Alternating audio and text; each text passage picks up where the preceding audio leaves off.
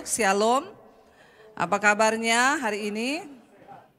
Sehat luar biasa ya, lagi ada masalah atau tidak kita tetap luar biasa, bukan biasa di... Iya, puji Tuhan saudara, hari ini tema firman Tuhan dari gereja adalah memiliki iman yang tulus ikhlas, dan kita belajar tentang imannya Timotius. Dan firman Tuhan terambil dari 2 Timotius pasal yang pertama, kita buka bersama. 2 Timotius pasal yang pertama, saya pengen baca dari ayat yang pertama saudara. Ini adalah surat Rasul Paulus buat anak rohaninya yang bernama Timotius. 2 Timotius 1 ayat 1, dari Paulus Rasul Kristus Yesus oleh kehendak Allah untuk memberitakan janji tentang hidup dalam Kristus Yesus. Ayat 2, kepada Timotius anakku yang kekasih, kasih karunia, rahmat dan damai sejahtera dari Allah Bapa dan Kristus Yesus Tuhan kita menyertai engkau. Ayat yang ketiga di sana dikatakan demikian, aku mengucap syukur kepada Allah yang kulayani dengan hati nurani yang murni, seperti yang dilakukan nenek moyangku, dan selalu aku mengingat engkau dalam permohonan baik siang maupun malam. Ayat ini sering dipakai untuk orang-orang yang jatuh cinta. Dikirimi sama pacarnya. Aku mengingat engkau dalam doaku baik siang maupun malam. Pret kalau nggak baca Alkitab dengan tuntas begitu itu, main comot ayat.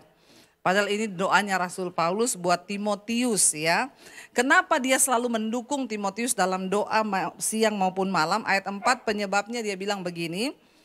Dan apabila aku terkenang akan air mata yang kau curahkan, aku ingin melihat engkau kembali supaya penuhlah kesukaanku. Saudara, kenapa Timotius ini dikatakan oleh Rasul Paulus dia adalah hidupnya itu penuh dengan air mata di dalam dia melayani Tuhan. Saya pengen kita buka Kisah Rasul pasal yang ke-16 saudara. Di sana ada latar belakang ketika pertama kali Rasul Paulus bertemu dengan yang namanya Timotius. Iman yang seperti apa? Kisah Rasul pasal yang ke-16 ayat yang pertama, judul perikopnya Timotius turut serta dengan Paulus saudara. Ayat yang pertama dikatakan di sana, Paulus datang juga ke Derbe dan ke Listra Di situ ada seorang murid yang bernama Timotius. Ibunya adalah seorang Yahudi dan telah menjadi percaya kepada Yesus, sedangkan ayahnya orang Yunani. Timotius ini dikenal baik oleh saudara-saudara di Listra dan di Ikonium. Dan Paulus mau supaya dia menyertainya dalam perjalanan. Paulus menyuruh menyunatkan dia karena orang-orang Yahudi di daerah itu. Sebab setiap orang tahu bahwa bapaknya adalah orang Yunani. Siapa Timotius ini saudara? Dia adalah seorang anak muda. Ketika dia berjumpa dengan Rasul Paulus dan menyerahkan hidupnya, diperkirakan usianya itu sekitar 15 sampai 20 tahun. Berarti dia masuk generasi apa? Kalau sekarang disebut generasi apa? Gen Z atau saya sebut aja Gen Z. Lebih baik disebut Gen Z kali biar mereka itu menjadi pembangkit-pembangkit, amin. Jadi Rasul Paulus ini bertemu dengan Timotius di saat usianya diperkirakan 15 sampai 20 tahun. Masih muda atau enggak? Muda sekali. Di sini yang usia 15 sampai 20 angkat tangan. Ada? Coba enggak apa-apa angkat tangan. Saya enggak suruh saudara jadi Timotius. Saya enggak ajak saudara ikut dalam pelayanan saya. Cuma saya mau tanya gitu loh, supaya kita bisa dapat gambaran untuk membayangkan betapa mudanya Timotius Umur 15 sampai 20 itu masuk di Gen Z. Saya tadi membaca berita seorang Gen Z di Bandung bunuh diri, gantung diri di jembatan gantung. Di jembatan layang di Bandung. Ketika dia meninggal ditemukan surat terbukanya di media sosial, di Instagramnya dia menulis bahwa aku tidak menuduh orang lain salah, akulah yang salah. Kalian gak usah tuduh apa-apa, aku tidak mencari pembenaran, tapi memang aku yang salah. Dia curhatlah di situ, cowok saudara cowok. Saya ini sudah puas dengan dibully dari saya SD, SMP sampai saya SMA juga dibully terus. Bahkan saya itu ya sedih melihat hidup saya mau bagaimana, sementara dia cuma punya motor satu. Ya, saudara berbahaya sekali, berbeda ya di zamannya Timotius. Umur 15 tahun sudah menyerahkan hidup sama Tuhan. Sekarang 15 tahun banyak yang bunuh diri, stres, depresi. Saya ini terima konseling di HP saya ini saudara. Banyak yang genset ini. Konselingnya itu apa? Ibu, saya ini tidak bisa tidur. Setiap malam saya ini depresi, saya tidak bisa tidur. Dan memang ya menurut ya penelitian, memang yang generasi Gen Z ini, ya generasi ini, karena mereka adalah generasi pertama ketika internet itu ya dan media sosial itu mulai berkembang. Ya, mereka ini banyak yang akhirnya mengalami gangguan kejiwaan, stres, depresi, karena mereka ini jarang tidur, suka begadang. Nah ya, akhirnya ya orang kalau nggak tidur-tidur stres, apalagi kalau tiap hari lihat Atta Halilintar lagi jalan-jalan ya, Torik lagi lamaran, umur 2 bulan sudah haji, luar biasa kan? Makin tertekanlah dia, ya. Torik aja 2 bulan udah haji, saya ini belum apa-apa. Jadi makin stres saudara. Karena mereka yang mereka lihat, mereka tonton dan generasi Gen Z ini memang kurang bergerak. Yang bergerak tuh banyak jempolnya sama jarinya. Di kamar mereka ini mager. Ya, makanya saya itu banyak mengkonseling juga anak-anak di usia ini. Ya anak saya tuh kadang lagi di rumah, teman saya lagi, ngapa? Mau konseling ini loh, stres. Nah, saya bilang anak muda, udah pada stres itu coba apa yang dipikir saudara. Nah disinilah peranan orang tua penting di sini. Kalau kita melihat Timotius umur 15 tahun, sudah menyerahkan hidup untuk melayani Tuhan di umur 15 tahun sampai 20, dia bersama dengan Rasul Paulus meninggalkan orang tuanya loh. Dikatakan mamanya seorang Yahudi tapi bapaknya orang Yunani. Makanya dia tidak disunat. Waktu ketemu Rasul Paulus dia harus disunat karena itu aturan orang Yahudi saudara. Ya dan coba kita kembali saudara ke tadi ya kisah dari 2 Timotius pasal yang pertama ya. Kita melihat di situ ketika Rasul Paulus ketemu dengan Timotius, dia langsung ajak Timotius, ayo kamu ikut aku melayani. Ya jadi ketika dia berjumpa Rasul Paulus pertama kali, dia tuh nggak pikir panjang. Waktu Rasul Paulus bilang kamu ikut dengan aku mau kamu ikut dengan aku untuk dalam perjalanan kita misi penginjilan. Ya, saudara saya itu, saudara semua sudah tahu saya buka sekolah Alkitab di Bandungan, itu sekolahnya gratis tis loh. Itu aja sulit mau cari orang yang mau menyerahkan hidup untuk melayani jadi hamba Tuhan. Udah gratis loh. Cari orang aja susah. Saya nggak tahu orang kurang beriman ikut Tuhan sekarang atau bagaimana saudara. Makanya benar Yesus bilang di akhir zaman ini tuaian banyak tapi penuai sedikit. Saya mau membakar iman ya para Gen Z yang ada di sini hari ini. Jadi Gen Z aja ya. Kalau ada listrik mati kamu yang nyalain. Kalau ada iman mati kamu yang nyalain, benar nggak? Ya saudara melayani Tuhan sekarang tidak perlu engkau ya pergi ke daerah mana kemana. Itu teman-temanmu di sekolah, di kampus, di tempat kerja itu banyak yang stres toh. Bawa mereka kepada Tuhan. Amin. Ya kasihan saudara generasi hari-hari ini. Bunuh diri ya kita lihat hari-hari ini kita perlu banyak berdoa bagi Indonesia. Ya kemarin saya lihat berita. Seorang poluan bunuh suaminya yang juga polisi. Awalnya tangannya diborgol, disiram bensin, dibakar. Karena polisi ini kena judi online. Sehingga gaji gak cukup-cukup. Istrinya jengkel harus biayai anak sekolah. Gaji gak cukup buat main judi. Di sini gak ada yang kena judi online kan? Bertobat loh saudara. Dosa hari-hari ini memang ya lihat ya, kejahatan terjadi cuma semua ada di sini nih kejahatan ini. Ya, kelihatannya di rumah itu Bapak, tapi main judi. Kemarin saya baca berita, ya saya baru pulang dari Papua, di bandara lagi nunggu pesawat nonton TV. Selama saya duduk di situ beritanya menakutkan semua loh. Saya ini jarang nonton TV saudara. Duduk di situ habis berita itu beritanya muncul lagi satu. Seorang bapak ditemukan meninggal dunia gantung diri di dapur rumahnya sendiri. Dan ditemukan secari kertas, dia bilang sama istrinya, aku mohon maaf, aku ini kena pinjol, pinjaman online, sertifikat rumah ini sudah saya gadaikan. Saya sudah bingung mau bagaimana, jadi saya memutuskan gantung diri, bunuh diri di dapur coba. Orang bunuh diri di hutan kayak jangan di rumah situ toh. Saudara lihat dosa iblis bekerja sekarang. Dan dengan mudahnya orang mengambil keputusan bunuh diri. Ya pinjol, hati-hati saudara, ini semua sedang bekerja. Kenapa orang terjebak dengan pinjol? Iman yang mati menghasilkan kita ini salah mengambil keputusan. Konsernya Bruno Mars itu sudah habis tiketnya. Padahal kan tuh tiketnya mahal sekali kan? Berapaan coba? Yang sudah beli angkat tangan.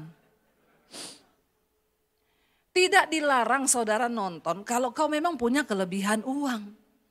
Saudara tahu banyak yang berburu tiket konsernya Bruno itu pinjol.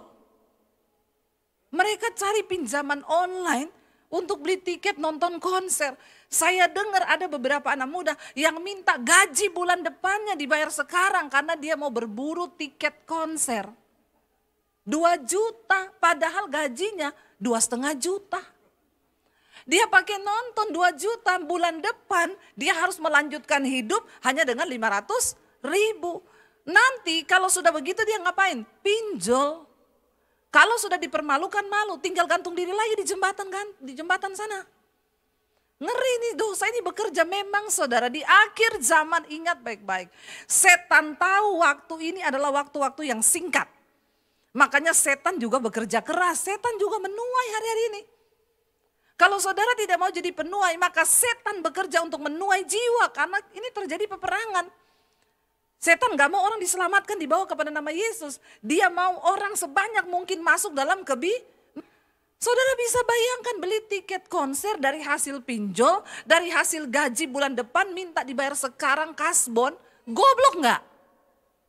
Ngomong aja gak apa-apa.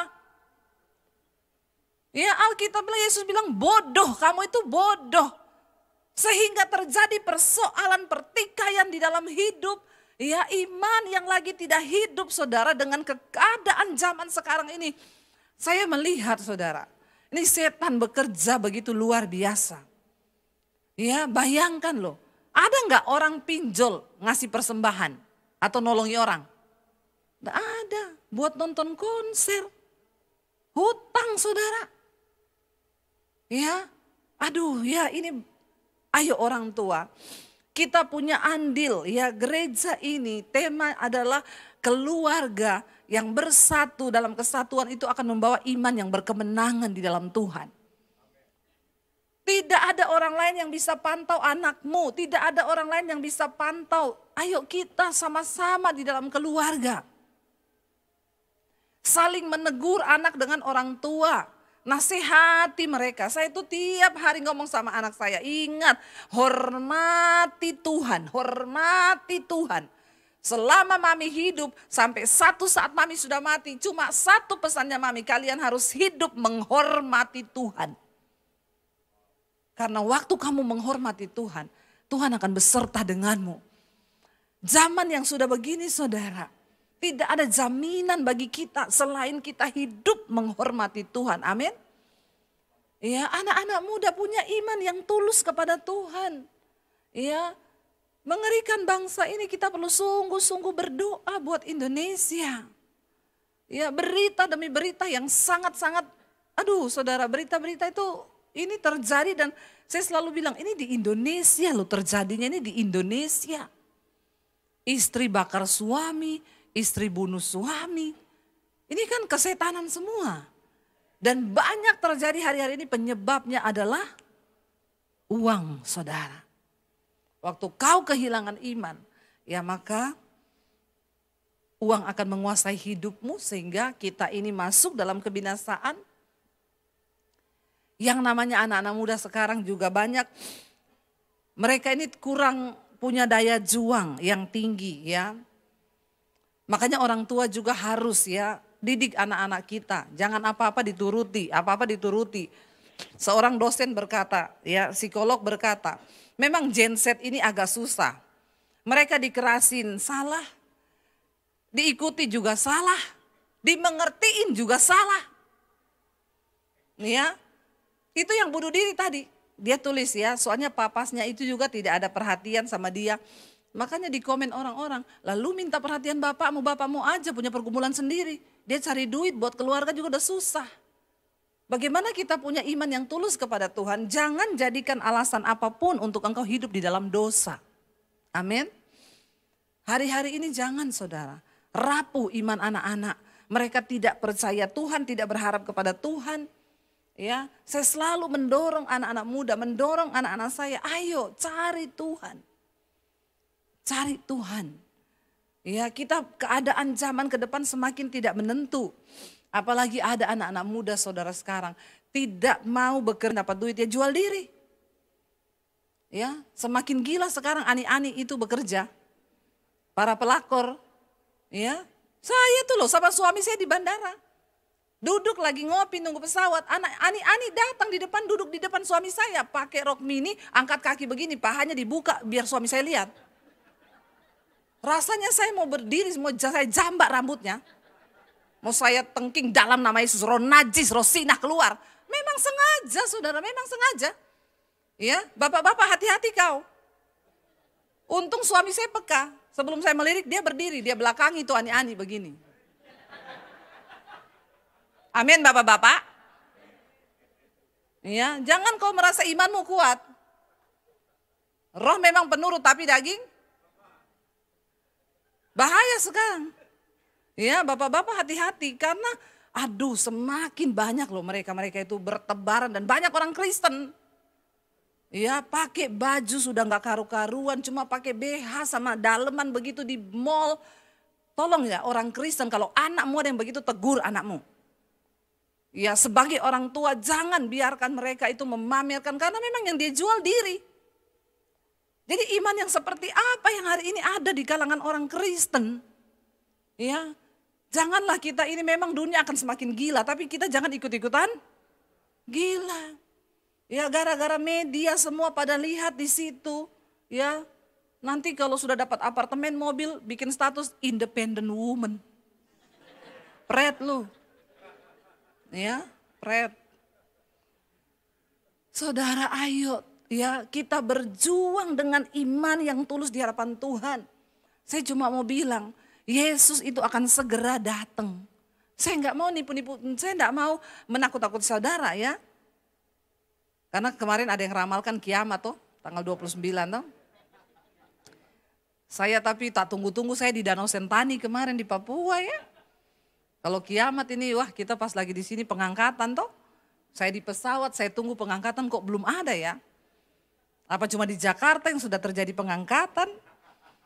Ternyata belum saudara. Enggak ada satu orang pun yang tahu kapan Tuhan datang. Bagian kita berjaga, jaga.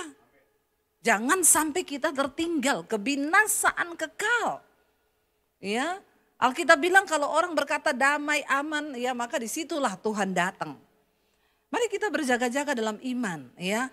Timotius saudara, dia banyak mencucurkan air mata. Rasul Paulus bilang, apabila aku terkenang akan air matamu yang kau curahkan, aku ingin melihat engkau kembali supaya penuhlah kesukaanku. Kenapa Timotius punya iman yang begitu luar biasa? Ayat 5, sebab aku teringat akan imanmu yang tulus ikhlas, yaitu iman yang pertama-tama hidup di dalam nenekmu Lois dan di dalam ibumu Yunike, dan yang aku yakin hidup juga di dalam dirimu. Ternyata Timotius itu mewarisi iman dari siapa? Dari neneknya dan ibunya. Saya bingung, gak ada bapaknya disebut di sini. Memang banyak peran bapak-bapak hilang di Alkitab. Termasuk di dunia nyata, tapi semua bapak-bapak di sini semua bertobat, amin. Tolong bapak-bapak jangan menatap saya seperti itu. Kenapa tatapanmu tegang sekali kepada saya? Ya, ayo Coba luar biasa kan kalau terus aku percaya dengan imanmu yang diturunkan oleh bapakmu. Kemana bapaknya di sini? Nggak ada catatannya. Yang diturunkan imanmu yang tulus ikhlas itu yang pertama-tama hidup dalam nenekmu Lois dan di dalam ibumu Yunike dan yang ya aku yakin hidup juga dalam dirimu. Ibu-ibu, para orang tua ya. Kalau kita hidup beriman kepada Tuhan, maka anak-anak itu akan meneladani iman kita. Ya, jadi kita perlu di dalam kehidupan kita sehari-hari. Mari kita tunjukkan iman yang penuh kepada Tuhan supaya anak-anak akan melihat teladan hidup kita bersama dengan Tuhan. Ya, tapi kalau orang tuanya aja nggak ngerti firman, orang tuanya aja nggak pernah berdoa, tidak menunjukkan teladan. Sama-sama bergandeng tangan berdoa ketika ada pergumulan, ajak anak-anakmu berdoa kepada Tuhan, itu penting. Dari mana iman Timotius timbul? Ternyata dari neneknya dan dari ibunya. Ya, apalagi kalau suami istri bersatu hati, tunjukkan kepada anak-anakmu teladan imanmu. Ya, kita nggak bisa harap guru sekolah minggu untuk menumbuhkan iman anak kita, nggak bisa. Ya, mereka datang ke sekolah minggu, kambing embe-embe, kucing meong-meong. Dari dulu tuh begitu lagunya. Nggak apa-apalah ya. Tapi kan iman itu tumbuh dari orang tua di rumah. Kita didik anak-anak kita dalam iman. Saudara rindu nggak satu saat di sorga kita bersama-sama satu keluarga? Ya, saya rindu loh. Lihat anak-anak saya kita ada nanti di sorga. Jangan ada yang tertinggal. Kita percaya saudara. Akan ada pengangkatan ketika Tuhan Yesus datang. Kita sedih nggak kalau lihat ada yang tertinggal? Tapi ya belum terlambat, hari ini ayo ya bawa keluargamu kepada Tuhan. Karena itulah Rasul Paulus bilang, ku peringatkan engkau untuk mengobarkan karunia Allah yang ada padamu oleh penumpangan tanganku atasmu. Sebab Allah memberikan kepada kita bukan roh ketakutan, melainkan roh yang membangkitkan kasih, kekuatan kasih dan ketertiban. Hari-hari ini mari kita punya iman yang tulus kepada Tuhan. Kalau kita punya iman yang tulus kepada Tuhan, maka tidak ada ketakutan di dalam hidup kita. Katakan, amin saudara. Orang yang punya iman yang tulus sama Tuhan itu dia nggak dikuasai ketakutan. Kemarin ada yang bersaksi, telepon WA kepada saya. Bu Debbie, saya mau bersaksi Bu. Saya itu lagi ngobrol sama temen, saya ini kan dapat tugas ya, dapat proyek ke Papua. Saya tinggal di Manado. Manado ke Papua itu hanya dekat ya 1,5 sampai 2 jam terbang. Tiba-tiba saya sudah semangat mau kerjain proyek itu Bu. Tiba-tiba waktu saya lagi ngobrol sama teman saya bilang, ada peramal loh yang meramalkan bulan Juni ini ada pesawat yang akan jatuh di Indonesia. Ya, jadi jangan kemana-mana naik pesawat. Dia stres berbulan-bulan karena dia akan terbang ke Papua. Ya, pertengahan Juni. Tidak bisa tidur, stres, akhirnya gelisah lah saudara. Lalu dia bilang, saya dengerin khotbah ibu itu, saya putar tiap hari, saya bangkitkan iman saya. Akhirnya saya terbanglah, saya minta tanda sama Tuhan, ya, peneguhan demi peneguhan. Akhirnya saya diteguhkan, ya sudah saya berangkat Bu. Ternyata saya masih pulang selamat Bu, sampai hari ini saya masih ada. Saudara bisa membayangkan perkataan seorang peramal, saya juga dengar itu, ramalan itu saya dengar. Dan katanya dia meramalkan beberapa gempa di Indonesia benar-benar terjadi. Saya waktu dengar itu saudara tahu saya berdoa, saya bilang Tuhan dalam nama Yesus gagalkan semua Tuhan yang pegang kendali. Jangan biarkan itu terjadi, jangan nanti dia yang dipuji-puji orang. Tuhan yang pegang kendali, amin. Iya.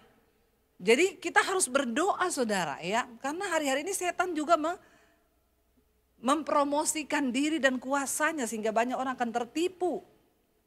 Ya bayangkan orang ini dikuasai ketakutan sampai berbulan-bulan tidak bisa tidur.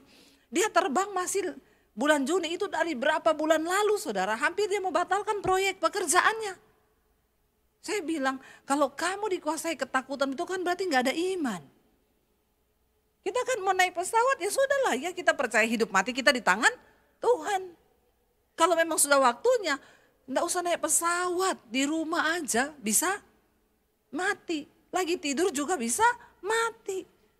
Kenapa kita perlu punya iman yang tulus kepada Tuhan? Timotius dalam pelayanannya dia banyak ketakutan karena saudara tahu penganiayaan yang datang ketika dia harus memberitakan Injil di zaman-zaman ini. Rasul Paulus bilang, jangan takut sebab Allah memberikan kepada kita bukan roh ketakutan, melainkan roh yang membangkitkan kekuatan kasih dan ketertiban. Karena Timotius punya iman yang tulus kepada Tuhan, ya, dia menjalankan semua pelayanannya. Tidak mudah saudara, orang melayani itu dengan air mata. Ya kalau hari ini saya bisa bersaksi sekarang sudah lebih enak. Tapi awal-awal pelayanan kami pergi ke desa-desa naik motor saudara. Ya saya dulu pertama kali bertobat di daerah Sulawesi. Kita masuk sampai misi jalan kaki 8 jam. Naik perahu menyeberangi sungai. Saya alami saudara. Tidak mudah orang melayani Tuhan itu, makanya saudara harus dukung dalam doa. Biar semakin banyak penuai-penuai yang Tuhan kirim. Kemarin puji Tuhan tanggal 20 Juni kita sudah wisuda angkatan pertama dari sekolah misi DBTV ya. Semua karena Tuhan. Ini sudah mau penerimaan Juli ini kita masuk angkatan yang kedua.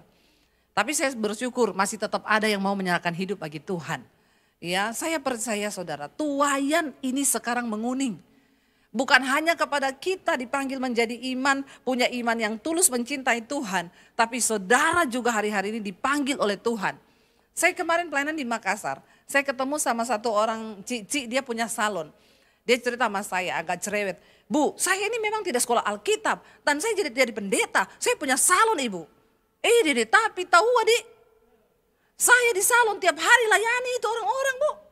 Ada yang ketakutan, ada yang sakit. Saya doakan mereka dalam nama Yesus. Benar itu Ci, benar. Ci nggak perlu jadi pendeta dulu. Ya, di salon tuh tiap hari orang datang saudara. Dia bilang, Bu saya punya anak itu agak keterbelakangan. Anak saya autis bu. Ketika Tuhan itu memberi saya hamil saya senang. Tapi ketika dokter memutuskan anak saya autis bu. Itu seperti batu karang ditimpa di atas kepala saya. Saudara. Dokter bilang nanti anakmu ini saraf lemahnya, saraf dengernya lemah, saraf perasaannya lemah. Jadi ini anak kayaknya nggak bisa apa-apa. Dia bilang, saya bilang sama Tuhan dan saya bilang sama anak saya. Tuhan menciptakan kamu itu baik.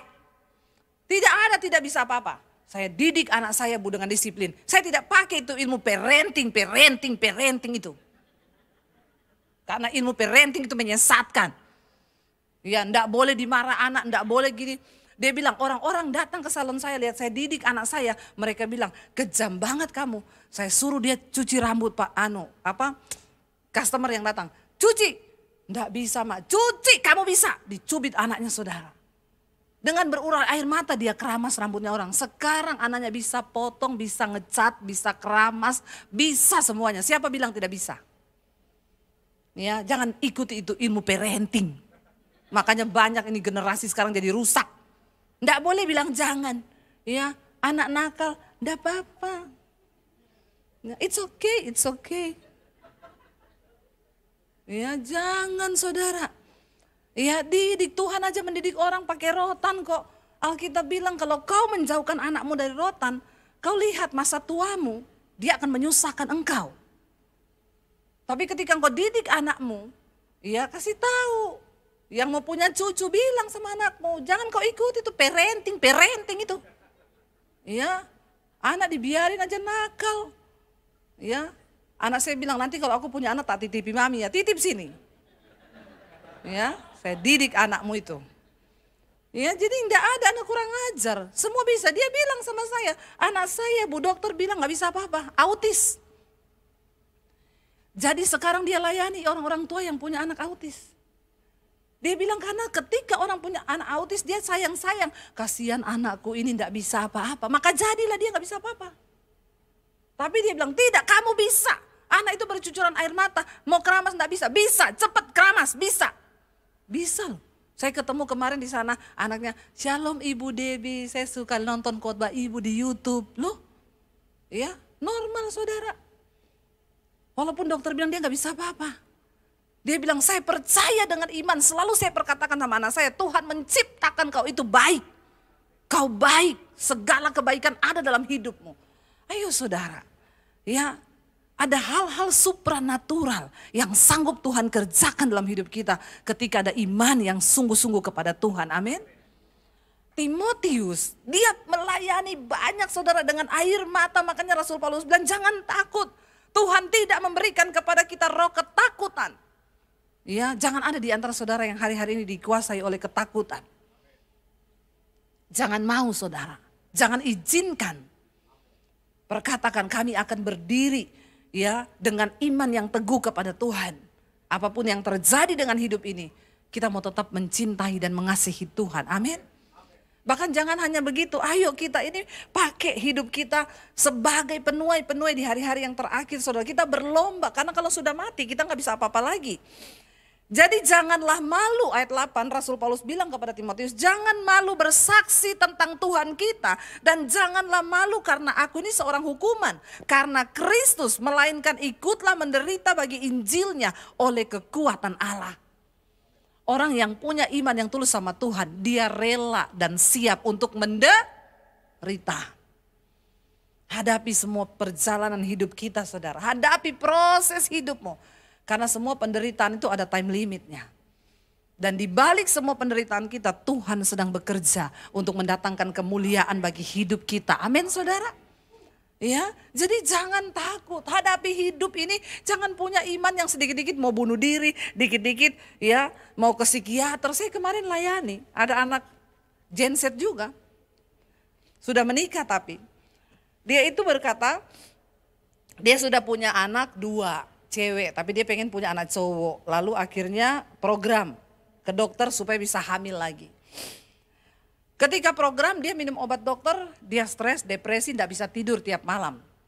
Akhirnya dia bilang ke dokter, saya kayaknya nggak cocok dengan obat ini. Dokter bilang ya sudah kalau gitu stop dulu aja, nggak usah minum obat program, netralisir dulu perasaanmu supaya nggak depresi. Di stop obat, ketika obat di stop dia hamil, ya hamil normal malah tanpa program.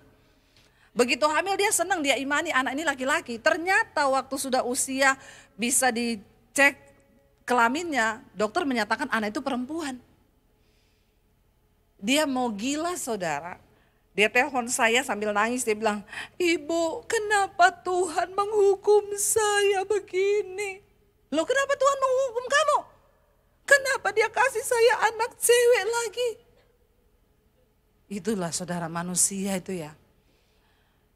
Apa ya, aduh kadang-kadang saya itu sudah bingung lihat orang-orang Kristen ini banyak yang sakit jiwa. Ya, saya bilang, aduh kenapa kamu itu melihat dengan cara pandang yang salah. Berkat dibilang jadi kutuk saudara. Kamu itu sebenarnya gak ada masalah loh, masalahmu apa? Saya hamil perempuan lagi, saya bilang anak saya 3 loh. Saya pengen masih hamil lagi 1 cewek lagi, tapi suami saya udah gak mau. Dia bilang udah mau kiamat. Nanti sulit bawa-bawa perut lari-lari di gunung. Ya, Tuhan Yesus bilang kan celakalah orang yang sedang mengandung pada hari-hari terakhir itu. Karena akan datang masa yang sukar toh. Jadi iya ding, saya ingat juga ya kalau lagi hamil lari-lari lagi. Dia saudara dikasih anak cewek, dia merasa itu hukuman Tuhan yang berat sampai dia berpikir mau gugurkan kandungannya loh. Saya bilang, aduh dalam hidup ini kenapa orang itu masuk dalam masalah? Dalam hidup ini ingat ada takdir yang kita nggak bisa rubah dengan kekuatan kita. Seberapa kaya pun kau nggak bisa beli nyawa, namanya mati itu nggak bisa. Takdir anak yang Tuhan kasih juga kita kan nggak bisa. Ya memang Tuhan mau kasih cewek ya. Saya bilang, jadi kamu itu kan percaya Tuhan sudah tahu, Alkitab bilang sejak dalam rahim ibu Tuhan sudah mengenal loh anak yang akan ditenun. Dia menenun dengan tangannya sendiri. Lalu saya bilang, sekarang kamu mau gugurkan dia, kamu berharap anak cowok. Kamu pilih anak cowok besar nanti narkoba, judi online, pinjol. Atau kamu dikasih anak cewek, jadi pendeta kayak Debbie Basir. Ya, jangan sok tahu.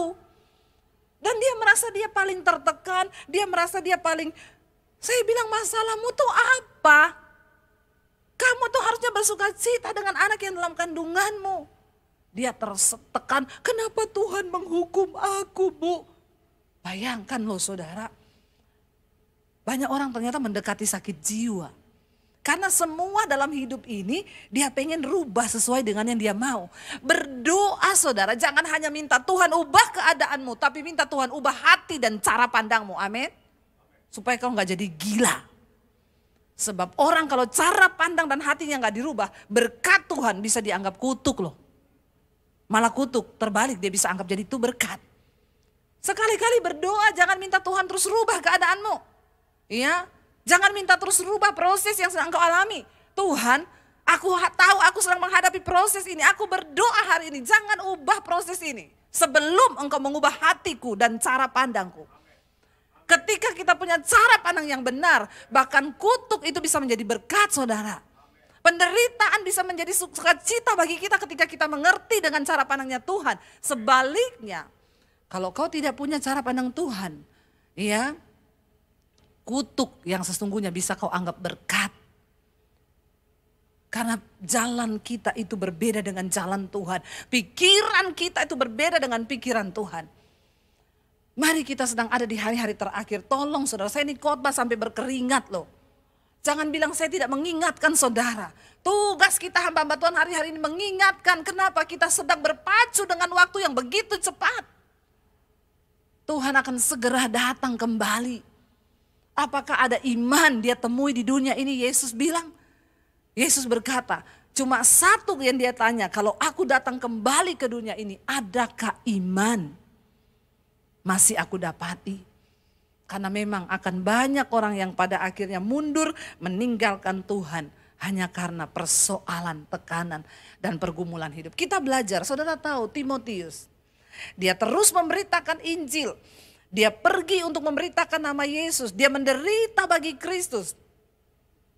Dia memberitakan kabar baik. Makanya Rasul Paulus bilang, jangan malu bersaksi tentang Tuhan kita. Dan jangan malu karena aku seorang hukuman karena Yesus. Melainkan ikutlah menderita bagi Injilnya oleh kekuatan Allah. Orang Kristen sekarang jarang yang menderita karena Injil. Menderitanya karena apa? Pinjol. Banyak. Makanya saya itu tak cuekin nih yang konseling. Rata-rata bu tolong dong angkat teleponnya, angkat bu saya mau bunuh diri, saya kena pinjol. Saya bilang cepat cari gedung yang paling tinggi, lompat saja. Hidupmu itu cuma bikin susah orang. Kerjaannya cuma masalahnya jatuh, pinjol, persinahan, percabulan, selingkuh, itu terus. Yang jadi masalahnya orang Kristen ini. Kita mau bicara tentang mengasihi Tuhan yang teguh menderita karena Injil, pret. Hari ini sudah gak ada orang Kristen yang menderita karena Injil. Saudara tahu Timotius matinya? Karena di daerah Efesus itu ada satu peradaban, mereka itu menyembah berhala, melakukan pesta seks dan mereka menyembah dewa mereka. Timotius berusaha untuk menghentikan semua perlakuan mereka itu. Dia mati dibunuh sebagai martir pada waktu itu dan mayatnya diarak di tengah kota. Apa yang sudah kita lakukan bagi Tuhan? Jangan cuma sibuk menderita karena dosa. Berhentilah menderita karena kebodohan. Berhentilah menderita hanya karena kedagingan kita. Mari kita ambil bagian di dalam penderitaan Kristus, saudara.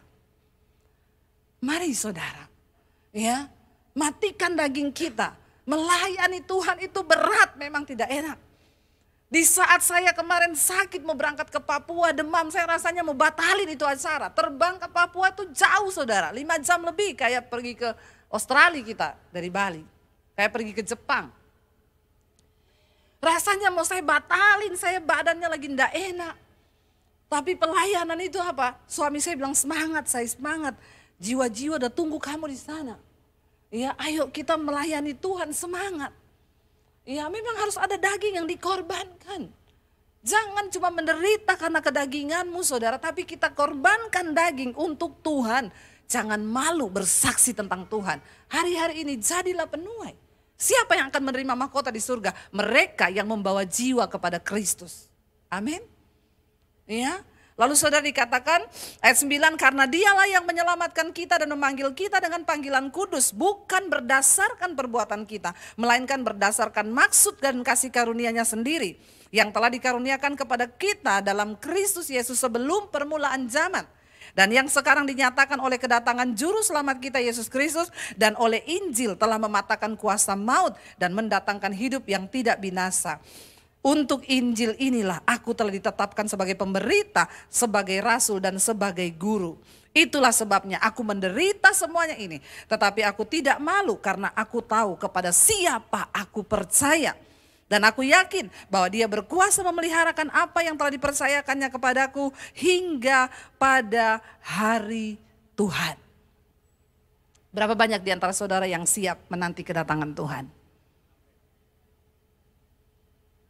Saya cuma mau bilang, saudara siap atau tidak, Yesus akan segera datang. Daripada tidak siap, mari kita siapkan hidup kita, amin.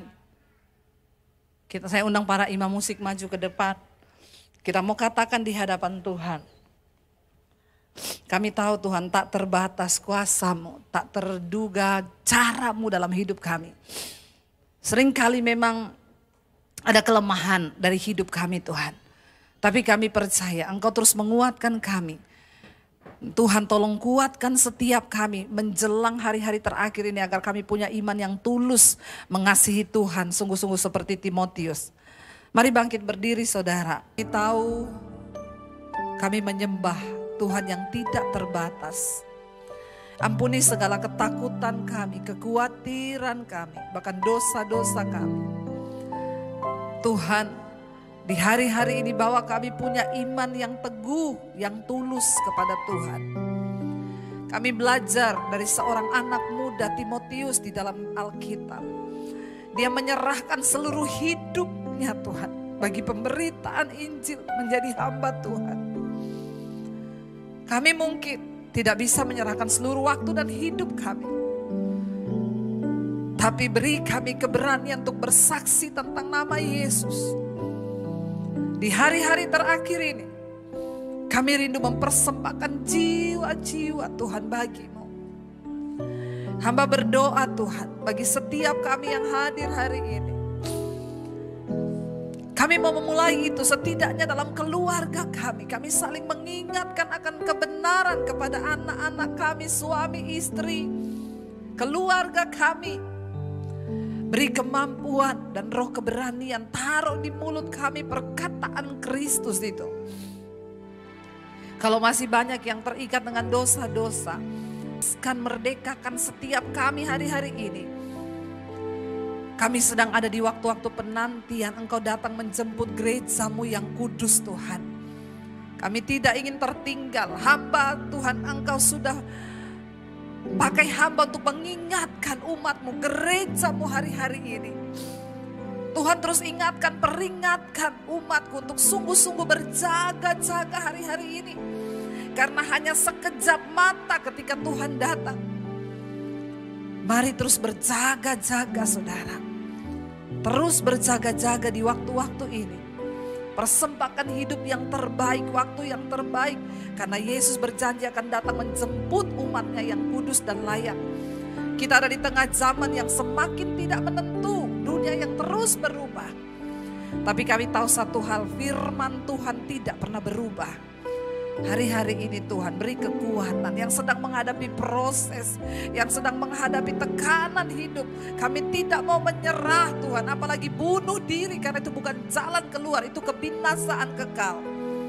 Beri kami kekuatan untuk melihat juga jiwa-jiwa di sekeliling kami, mereka yang membutuhkan uluran tangan pertolongan kami Tuhan. Pertemukan kami dengan jiwa-jiwa. Hamba berdoa untuk keluarga demi keluarga, suami istri boleh bergandengan tangan. Tuhan, hamba berdoa bagi suami istri yang hadir hari ini. Beri kekuatan Tuhan untuk saling menopang di hari-hari terakhir ini. Dijauhkan rumah tangga kami dari perpecahan, perselingkuhan. Dari apapun anak-anak kami dijagai Tuhan dalam langkah hidup mereka. Supaya kami kudus dan tidak bercacat sampai pada kedatangan-Mu kali yang kedua Tuhan. Terima kasih Bapa. Kuatkan setiap kami. Terimalah berkat dari Allah Bapa, cinta kasih dari Tuhan Yesus Kristus, penyertaan Allah Roh Kudus yang akan memenuhi hati dan hidupmu mulai hari ini, bahkan sampai kali yang kedua Tuhan Yesus datang menjemput kita. Namamu tercatat di dalam kitab kehidupan. Di dalam nama Tuhan Yesus yang percaya diberkati Tuhan, katakan bersama, amin, amin, amin.